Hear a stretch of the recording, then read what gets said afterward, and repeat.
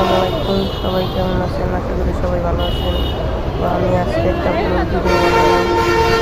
Abid YouTube channel 100। আমরা সবাই ঈদের সময় সবাই বেশিরভাগ মানুষই দেশে যাই। তো আমরা এখন বাসে উঠে গেলাম আমার দেশে যাওয়ার উদ্দেশ্যে। তো আমাদের দেশে মাতৃপুর অবশেষে গাড়ি ছেড়ে দিল, যেতে লাগলাম। প্রায় যেতে যেতে 3 ঘন্টা লাগে।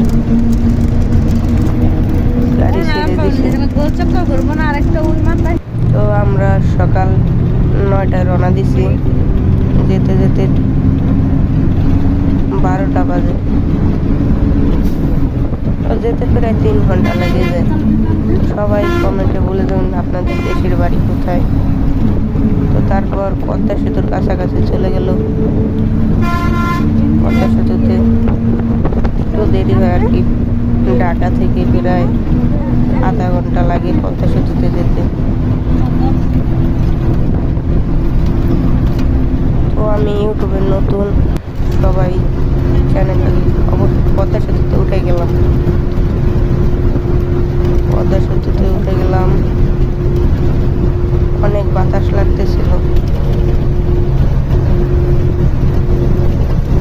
আমাকে সবাই একটু ভালোবাসা দিবেন, চ্যানেলটা সাবস্ক্রাইব করে দিবেন এবং লাইক করে কমেন্ট করে যাবেন ছোট্ট করে একটা আপনাদের দেশের বাড়ি কোথায়। তো অনেকক্ষণ চলার পর পদ্মা সেতু পার হওয়ার কাছাকাছি চলে এলাম,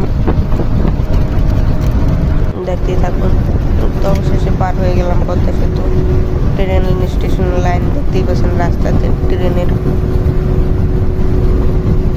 তো আমরা চাইলে ট্রেনেও যেতে পারতাম, কিন্তু ট্রেনে অনেক জ্যাম ছিল, ঈদের সময় অনেক বড় ছিল ট্রেন আর কি।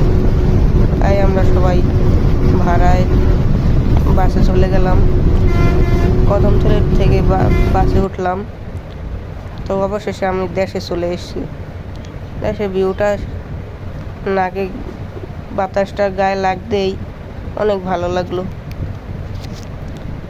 তো বলে যাবেন আপনারা দেশে গেছেন কি না, দেশের বাড়ি কোথায় আপনাদের। দেশে গিয়ে খুবই ভালো ছিলাম এবং দেশের ভাড়াটা